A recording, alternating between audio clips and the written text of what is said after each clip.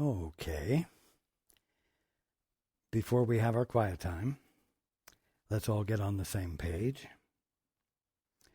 If you're in the Sparkly book, it's page 363, a new section entitled The Holy Instant and Communication.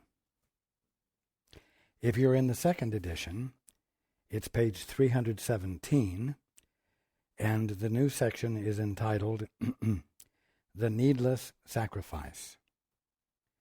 If you're in the first edition, it's page 294, The Needless Sacrifice. If you're reading from the JCIM, it's page 152, The Holy Instant and Communication. And if you're reading from the CIMS edition, it's page 306, The Holy Instant and Communication.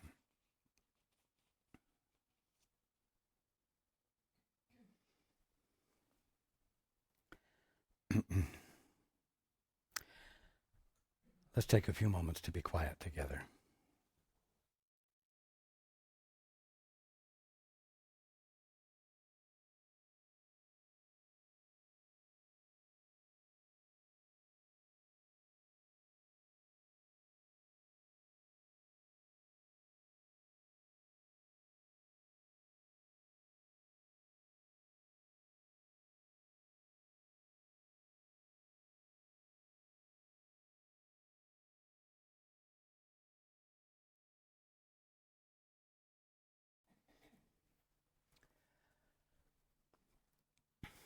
Good evening.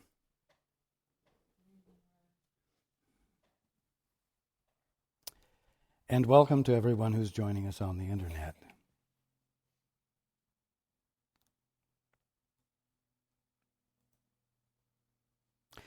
There are some things we need to discuss before we move on.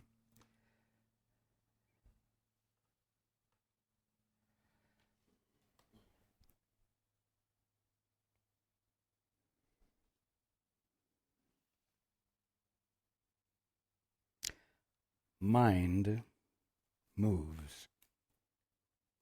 In other words, mind, and I'm referring here to mind as God, and the movement of mind as the movement of God, because God is mind.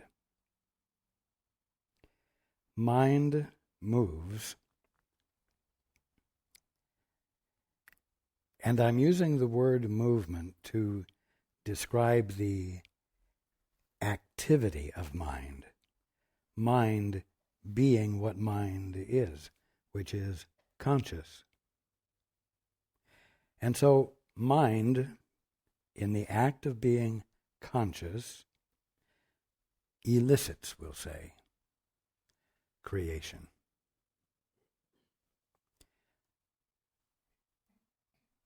Infinite detail.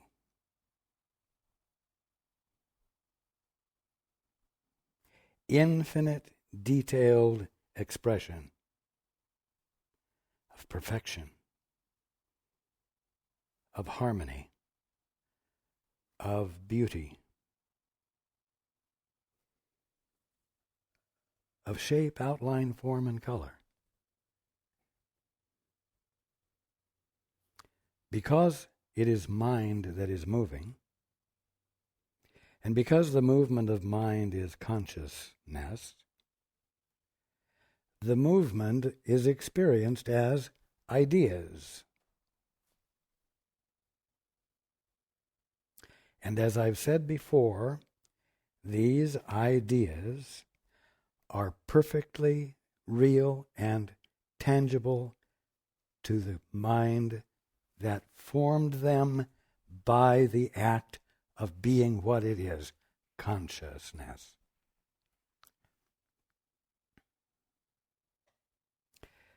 This is the primitive and ultimate truth. It was the truth before any of you had a different idea about it. It has been the truth while you have had a different idea about it. And it will continue to be the truth when you abandon the very creative, imaginative definitions you have given to creation, which have not allowed you to recognize God in it all.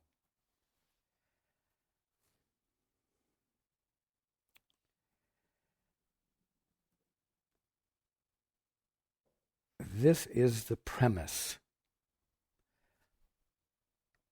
of every prayer that is a real prayer. Because a real prayer is the desire to experience something as it truly is. You desire usually to have that experience and express it as a prayer when you're in distress, because form, outline, and color seems to be uncomfortable, damaged, diseased, whatever.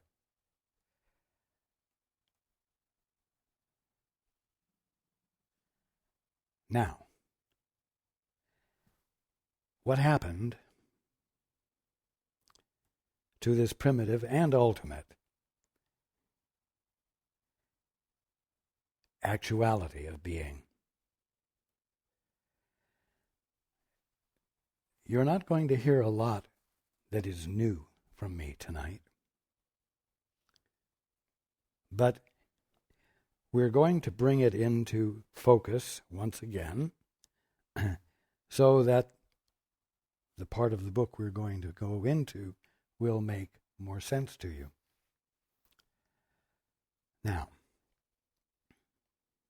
at some point, you and a brother, because you couldn't do it all by yourself, you and your brother, a brother or sister,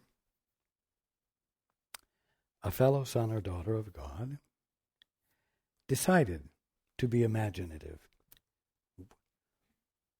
What if we looked at creation this way? What if we looked at that this way or that way or the other way? What if we gave it a definition different from what it truly is? And so the two of you made a mutual agreement to believe something that wasn't true. Now, in doing this, you gave away your birthright. You abandoned your birthright. Your birthright, as the son or daughter of God, is to see and experience everything as God is being it.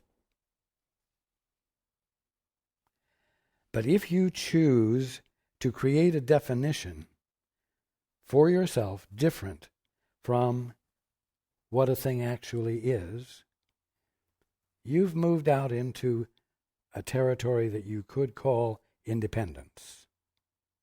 And we've referred to this in the past as getting a divorce from your father. Saying, "Father, I'd rather see things my way."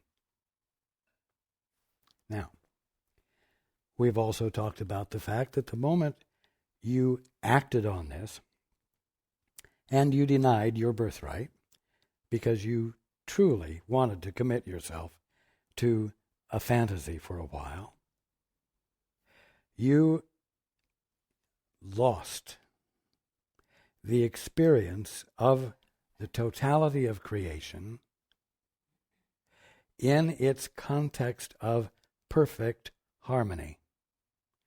You, by virtue of abandoning your birthright, began yourself to act out of harmony with creation. And this, as we have discussed, resulted in two things: fear and its partner, guilt. Or guilt and its partner, fear.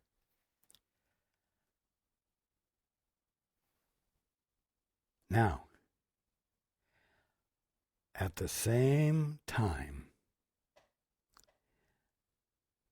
when you began to define everything yourself or yourselves, you could not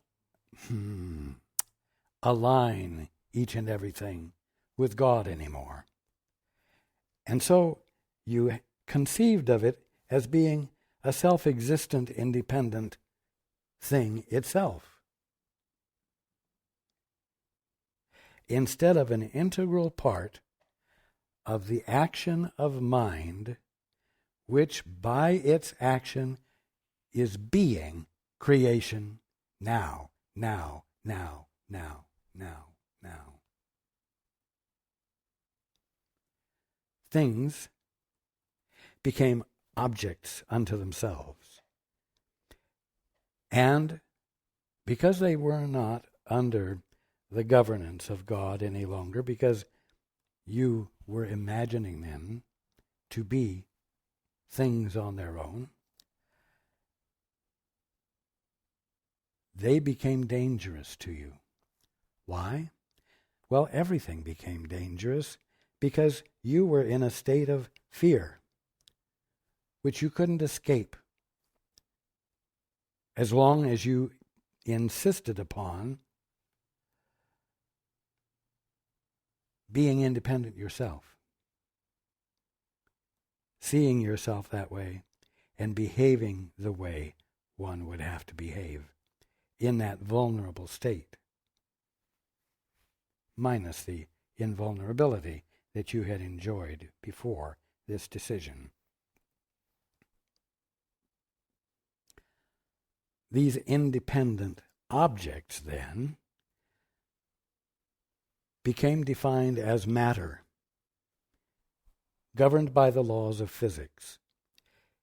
Self-existent bits of matter, self-existent arrangements or cooperations, you might say, of forms of matter, called organisms, and so on and so forth.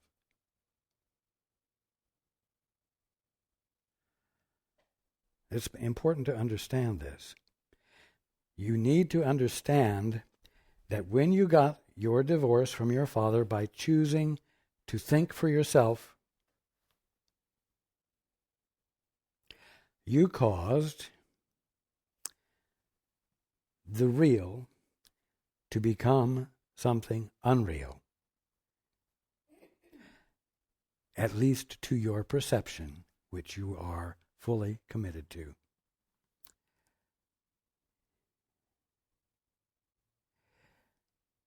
The ideal became the unreal.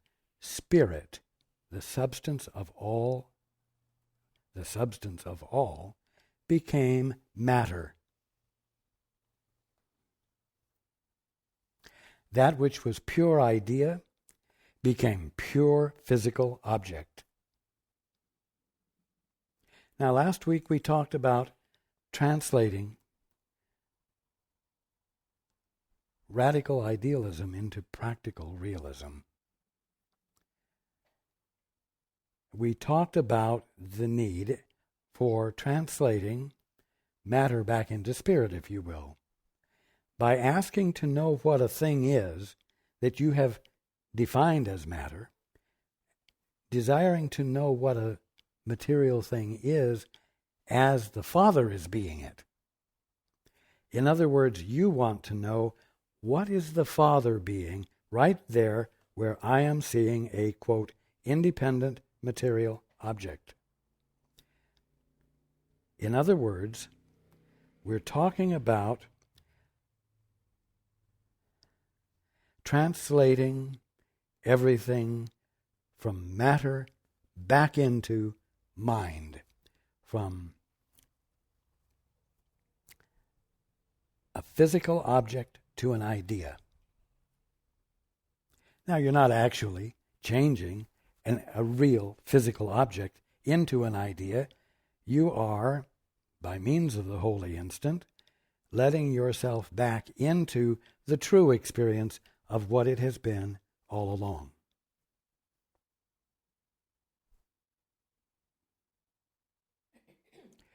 Now, there are a couple of reasons why it's important to understand this.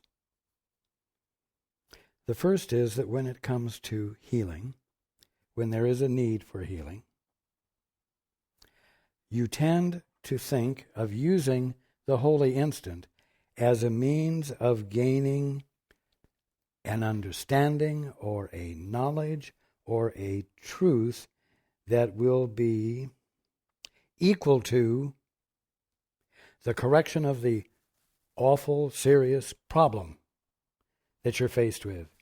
And the more serious the problem, the more, quote, life-threatening, unquote, the problem, the bigger the truth that's going to be needed. And so you think that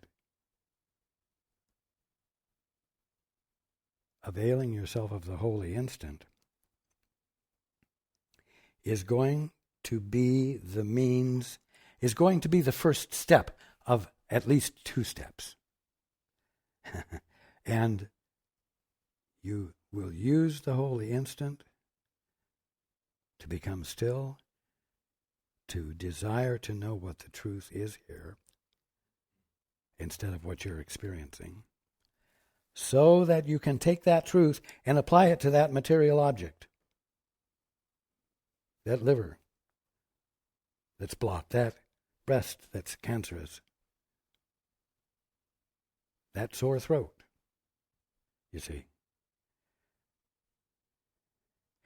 And then the second step will be to use the clarity that has been provided by your availing yourself of the holy instant and applying it to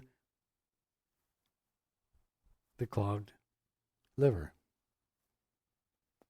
or the cancerous breast. Fearsome, fearsome thing, cancer, anywhere.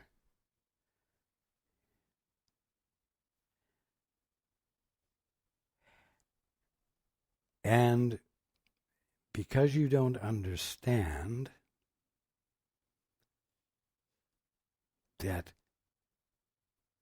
the holy instant is not the means of getting to a first step that will allow you to do a second step,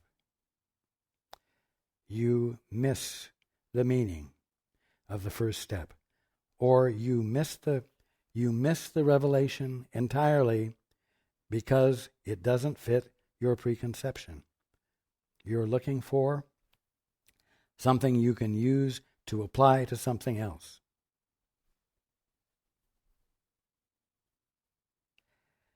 Now, we've spent some time talking about the fact that the holy instant is that experience of being in which God's laws prevail, and no others do. The laws of physics don't. The laws of correct social behavior don't. The laws of God prevail. And so, when you let yourself into the holy instant, what you're doing is you're allowing yourself into the place where God already has dominion. And as a result, there's nothing left for you to apply that dominion to. Why? Because the breast, the liver, the throat were never material objects in the first place. Even though you have committed yourself to very definite definitions that say they are. All that has ever been, where your throat is, where your breast is, where your kidney is, all that's ever been there have been ideas, perfectly tangible to the mind that formed them, but that which formed them was not conflicted, and therefore what it created could not become conflicted, and therefore they never became matter that could become diseased. Why do they seem to become diseased? Because you got your divorce and caused for yourself the experience of guilt and fear. And that guilt and fear, believed and practiced as though it were absolute, has caused your experience of the ideas, the infinite, specific ideas of creation, to be experienced untruly, as problematic. But all that Spirit is doing is being what it is while you are twisting your perception of it and believing your perception. You don't even have to learn the truth so you can get Spirit to untwist itself, because Spirit never got twisted. God never got changed by your imagination.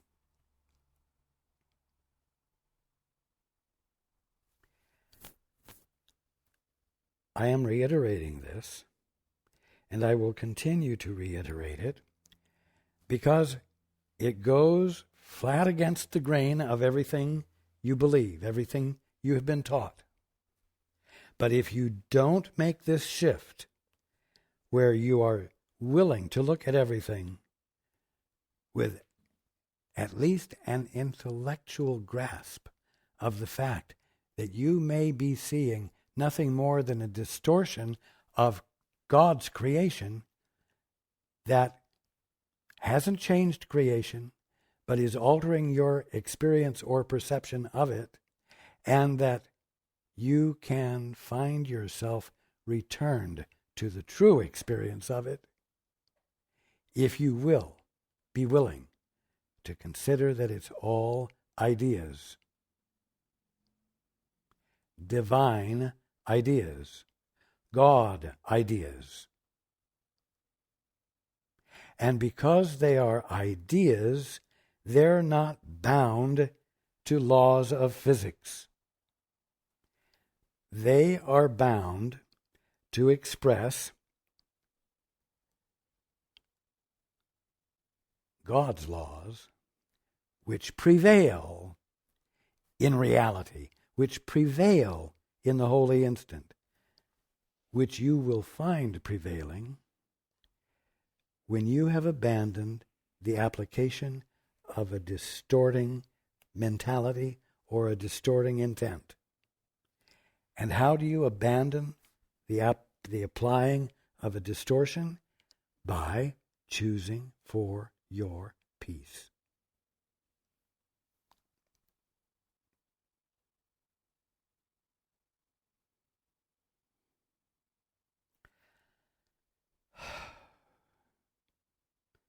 So, you might say that the first step, if you were going to think of it logically, the first step is to recognize that everything is an idea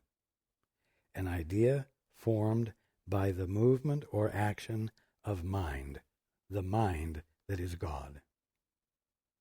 And that therefore, that action and its identifiability is creation itself. And it's all mental. It's all mind. That would be the first step. That's your premise. That's the premise upon which you open yourself up. That's the basis upon which you desire to know the truth. You aren't asking to know the truth about matter. You're desiring to know the truth about spirit, an idea that makes noise.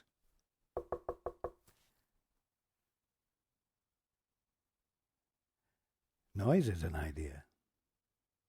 It's all mind.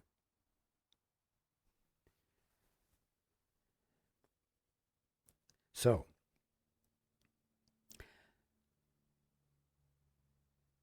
when you want to know the truth about something, a breast, a kidney, a throat, you're wanting to know the truth about an idea, a divine idea, an idea that is as eternal as its maker, an idea that is as eternal as the mind that formed it by the action of being mind.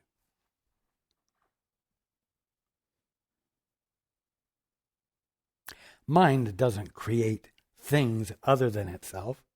Mind moves, and you could say creates the experience of being mind, of being consciousness.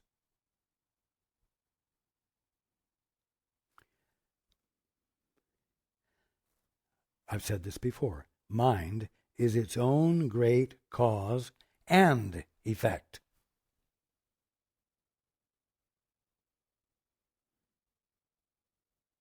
You see? There's absolute integrity because there's only one thing going on. What you have called mind and manifestation is one thing. And it's all mind.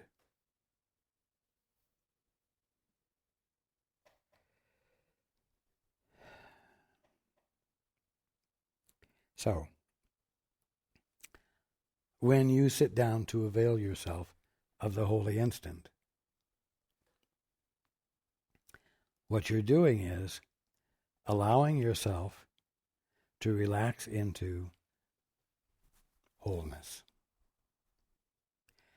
You're allowing yourself to relax into the ultimate. You're allowing yourself to relax in to the peace of being that is peaceful because it's incapable of embodying or holding conflict of any kind. Therefore, there is no conflict in it. You're letting yourself into a sudden shift of perception, a miracle.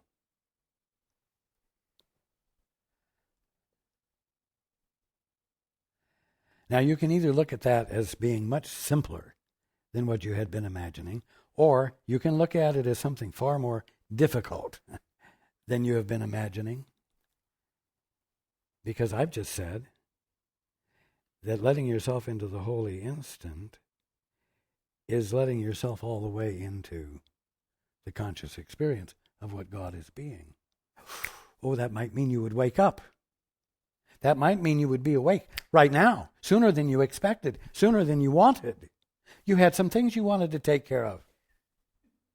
Or you had some one last exciting thing to do before you got your peace.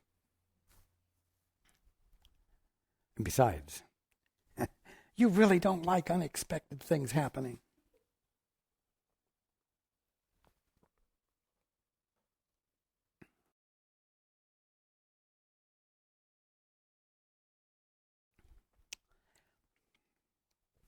You don't like unexpected things happening because you can't be in control of them.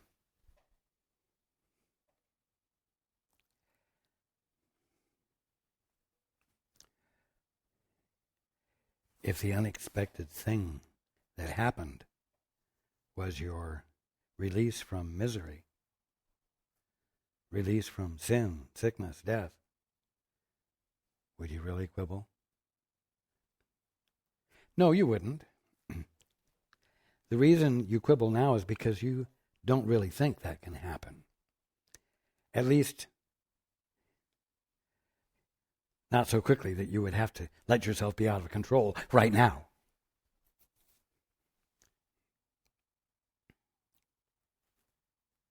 But you know, this is what we're talking about. The book may be a long book, but waking up doesn't have to take a long time.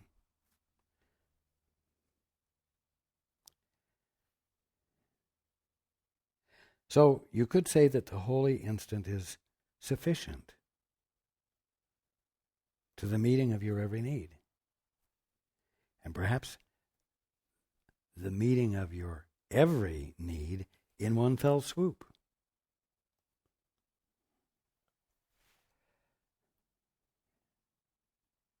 So when we're talking about the holy instant, and during the week when you're thinking about the holy instant and what we've talked about, be willing to let it be something far more than you had been thinking it was. And also let it be something far less than you were thinking it was. Because if you had a really big problem, you'd have to have a really big truth.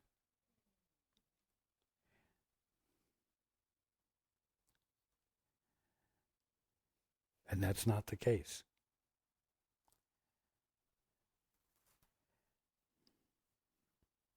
Now, once you got your divorce from the father, once you had your autonomy, you lost the experience of everything being an idea, and you gained the insane idea that everything was made up of independent building blocks of matter, including your body. And you experienced your mind as being different from your body. And as we will be reading in the next couple of weeks,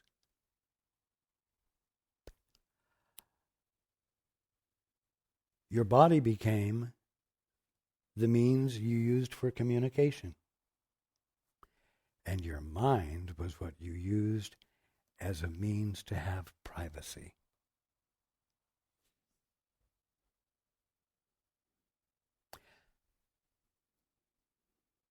You want to express love to someone?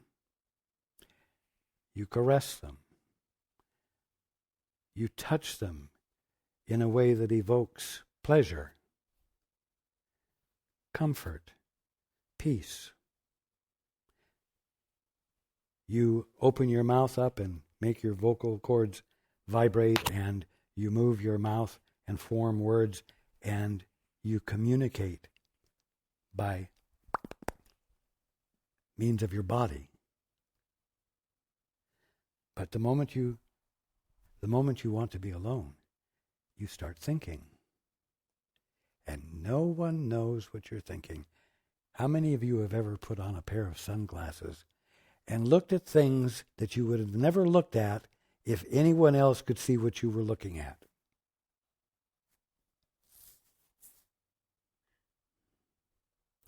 You use your mind the same way.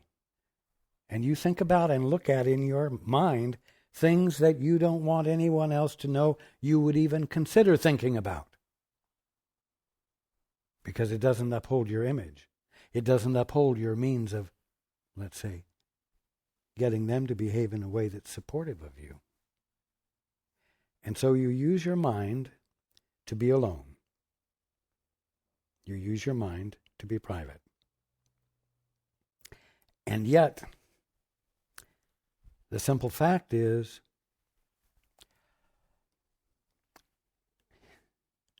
that bodies can't communicate because there ain't no such thing as a body made up of independent building blocks of matter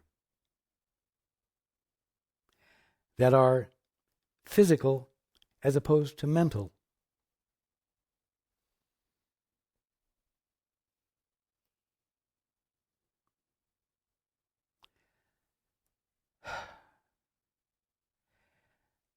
And so communication cannot and never has been accomplished by bodies.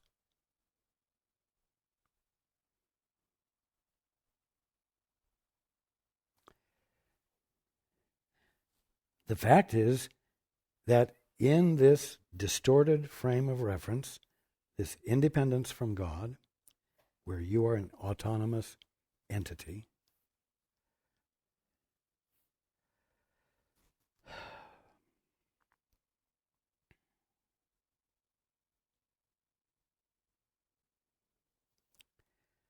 You think you are communicating all the time by means of your use of your body. And you're not. And you think that you are not communicating anything in the privacy of your mind, and you're communicating everything because, quote, the privacy of your mind, unquote, is a nonsensical phrase. Your mind never has been private. Mind has always been universal, all-inclusive. And any communication that has ever occurred has been by means of mind.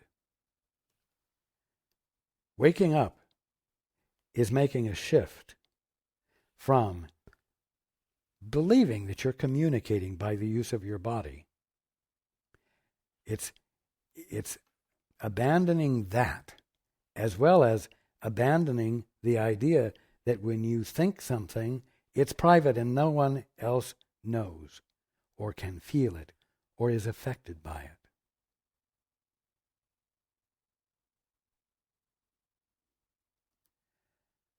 The split between mind and matter, or spirit and matter, dissolves in the holy instant, wherein everything is resolved back into mind as creation itself, exhibiting only that which is characteristic of the mind, that is moving, and by its movement elicits creation, we'll say.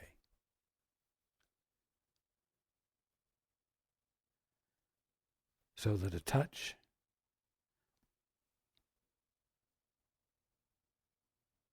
or a thought are both recognized as ideas, as mind. You see? The split between mind and matter disappears, and everything is still there. What you had called matter is still there, and what you had called mind is still there, but now it's recognized as mind, as the conscious experience of being, the conscious experience of being, the conscious experience of being, the conscious experience of being, meaning hearing.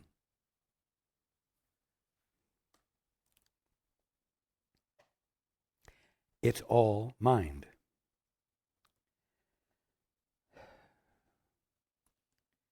Now,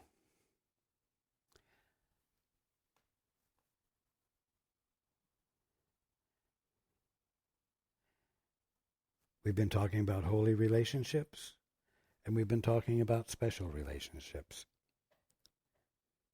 Special relationships occur in this funny idea that bodies communicate and minds are private. That's where special relationships occur.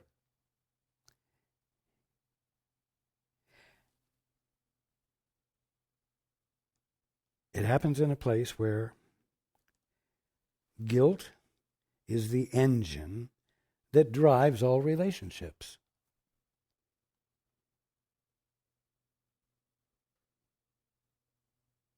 Now, some of you like me only to say nice things, but not uncovering not so nice things can leave you still asleep. And so I can't do that. Now the fact is that until you're awake, guilt drives every relationship you have. And you use guilt to fire up and create motivation within relationships. You say, no, I'm not that duplicitous. But you know what? You have a phrase. When you're at your wit's end. What happens when you're at your wit's end? When you're at your wit's end, generally speaking, suddenly you're not very nice.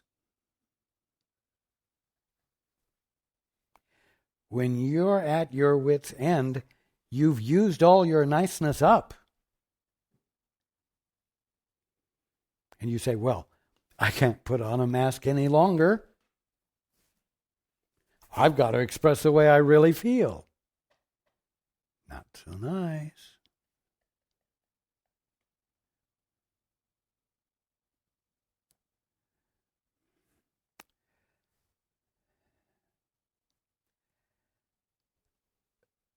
You talk about when push comes to shove. And that usually applies to a situation where you're at your wit's end, right? And when push comes to shove, what happens? Not so nice.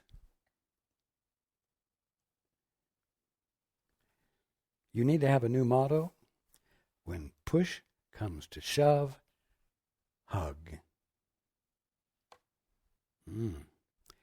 Please remember that the next time you're in that when push comes to shove place. You're not likely to like adding that. When push comes to shove, hug. The fact that you probably won't like adding that word, hug, tells you that the sweet guy or the sweet gal that you are ain't so sweet and ain't so nice when push comes to shove. Now, when push comes to shove, it simply means that you're at a point where you can't fake it any longer. What does that mean? You can't fake that you're nice.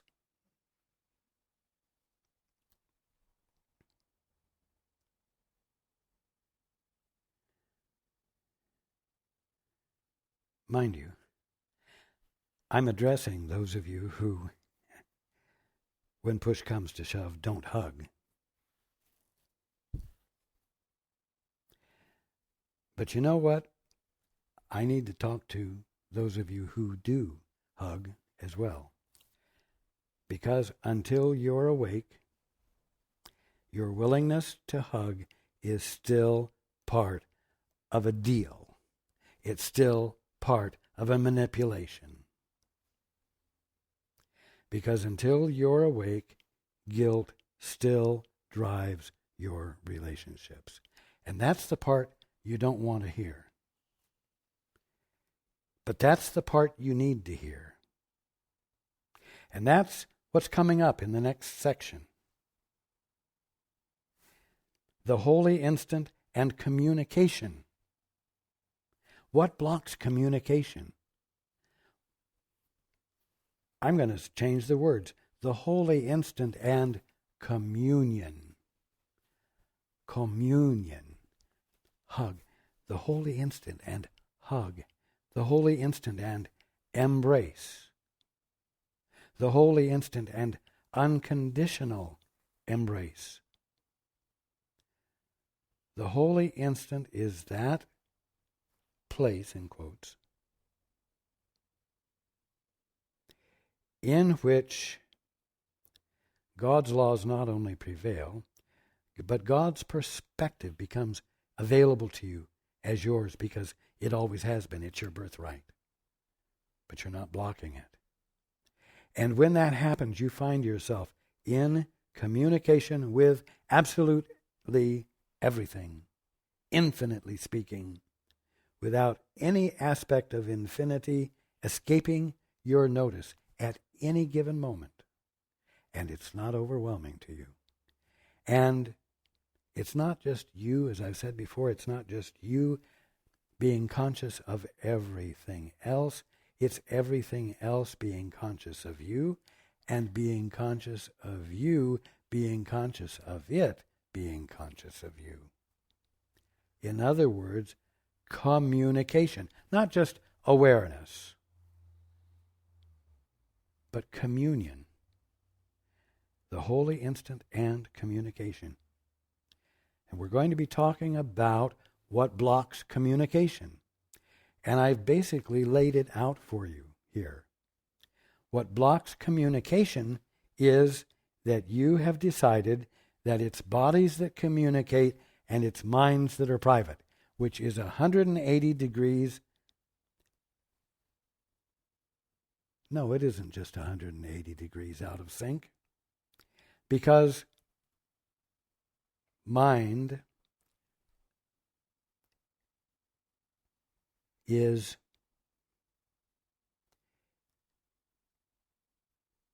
the means of communication, and form is the means of communication. Mind is the movement of ideas, and forms are the movement of ideas.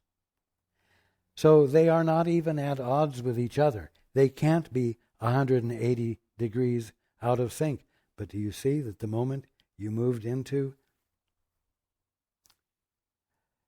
the orphan mentality, that which was one became split into opposing factions, spirit and matter, mind and matter.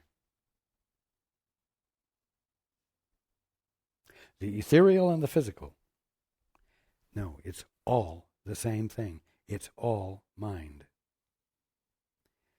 Now, however, as the orphan, you've made this split of something that's one. And you go around affecting everyone with your mind. When you think that everything is private.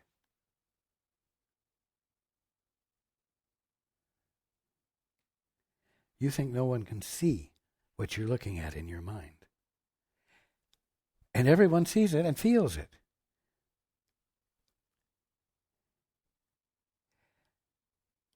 And you provide an atmosphere that everyone feels, even though they, at the moment, none of you can tell what each other is thinking.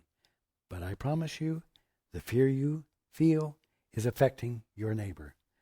The anger you feel is being felt by your neighbor, by your neighbors in New York, by your neighbors in Tokyo, by your neighbors in the Andromeda galaxy.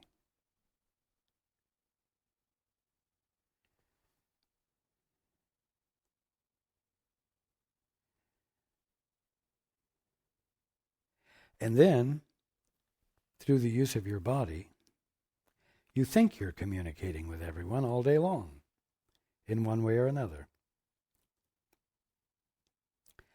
when you're not.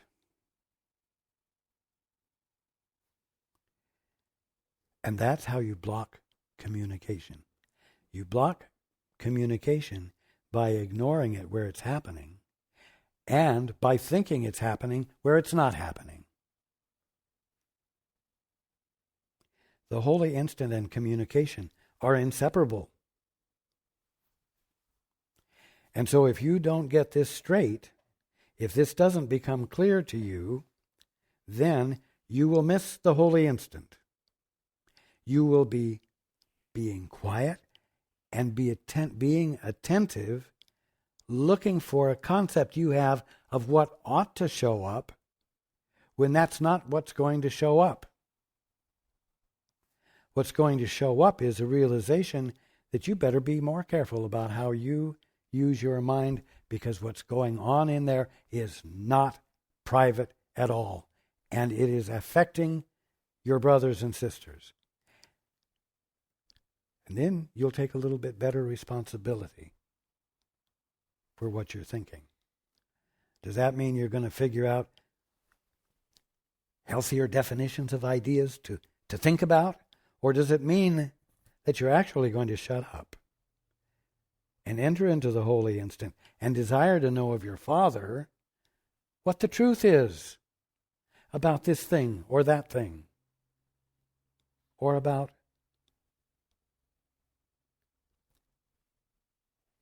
what will your mind feel like? What will be going on in your mind when you're willing to look at everything and see it as an idea? Ask the Father to convey to you the experience of the idea that's in front of you, which, because it isn't made up of building blocks of matter, isn't held to the laws of matter. And therefore can behave like spirit, can behave right now the way God is being it. Meaning that right now you can have a shift of perception where your confidence in your definition of a thing gives way to a clear experience of the divinity of the piece of glass on that glass table top.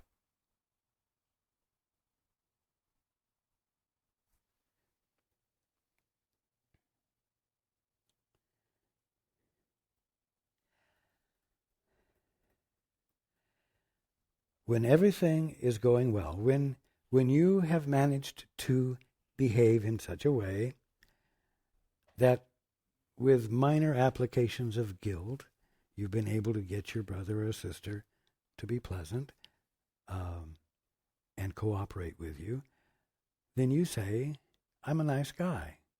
I'm happy. Things are going smooth. You never see me get upset, you say. I work on a pretty even keel. Everybody will tell you that.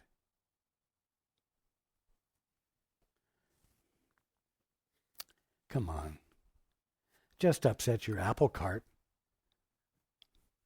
at any given moment. And Mr. Nice Guy or Mrs. Nice Guy will be gone. And the bitch or the bastard that you've been underneath all the time but didn't have to show because everything was going smoothly will come out. Now, is that the truth about you? No, it's not. But it is what's at the bottom of the way you're living your life and experiencing your life when you've said, there's no God. I'm here. I've been given free will. I'm here to do whatever I imagine to do. I'm here to be ultimately creative as possible. I'm here on my own, you see.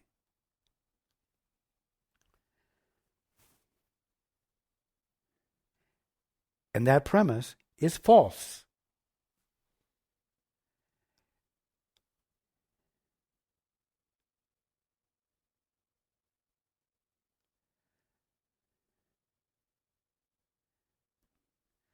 Now, are you going to wait until your apple cart is upset and Mr. Nice Guy disappears to say, yeah, Raj was right? I can see it clearly now. I'm not Mr. Nice Guy. It was all an act when nobody was pushing my buttons. My apple cart wasn't upset. Everybody was being nice to me.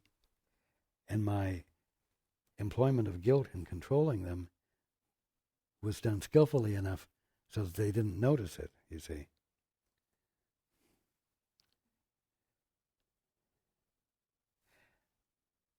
Now you can either wait for that dastardly experience, or you can say, without that happening, that you're going to use every opportunity you have all day long when things are going well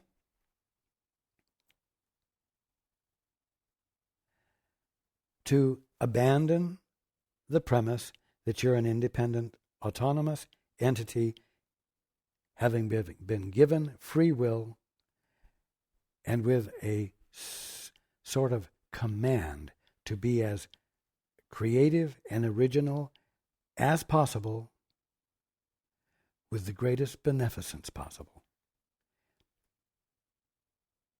You're going to have to be willing to abandon that.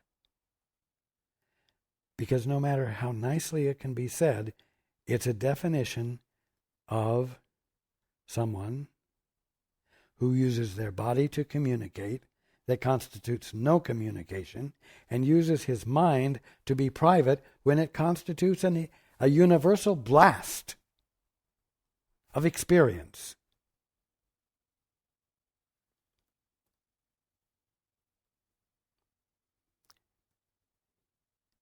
You want to stop that because it blocks communication. It blocks the experience of communion, all embracing communion, the holy instant and communication. I tell you, this chapter that we're reading is the most important chapter. It is loaded with so many stimuli to trigger you awake.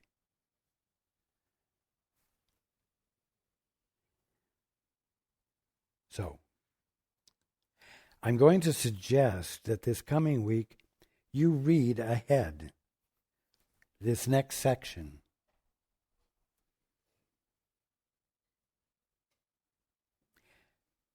It will make a great deal of sense considering what we've talked about tonight, and I will have plenty more to say about it next week. And your study or your consideration of what it is saying, in light of what I've shared tonight, will lay the groundwork for more rapid assimilation or embrace of the truth, and perhaps sudden losses of control,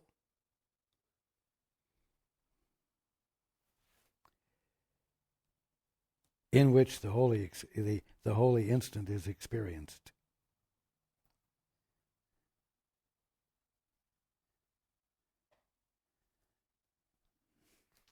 I love you all. And I tell you the bad news because it's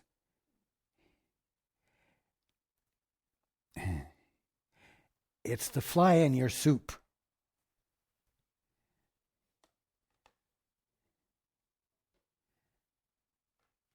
And you need to know it's there so you can ask for a fresh bowl of soup. I look forward to being with you all next week.